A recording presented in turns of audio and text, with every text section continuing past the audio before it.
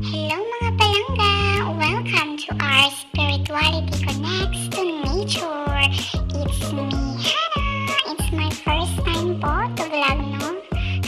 So, pupunta po kami sa isa sa mga hidden gems ng Tampakan, South Cotabato. Ito ay hindi pa gaanong kilala pero marami daw po ang pumupunta dito. Kaya hintayin niyo pong matapos ang ating pag-video para masilayan niyo po ang kagandahan ng ating kalikasan. Ayan mga langga, no? So nakikita niyo dahil sobra pong init ng panahon, nagkukulay orange na po yung mga damo-damo.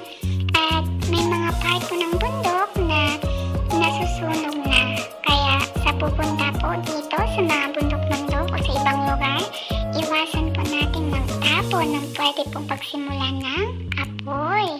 Ayan po, malapit na po kami kaya medyo masikip po yung daan. May kalayuan din talaga itong pupuntahan namin, no? Pero nakaka-excite guys, mga palangga dahil hindi na po drawing yung plano. Totoo na po siya. Ayan, say hello to Father. Siya po ang aming driver.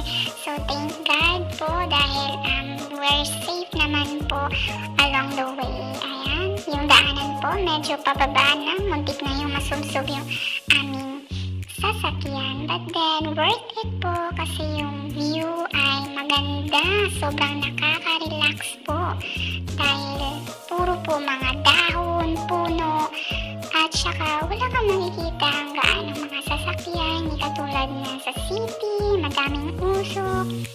Kaya mga langga, so nakikita niyo po, pasensya na po sa aking pag-video, no? Medyo magulo. It's my first time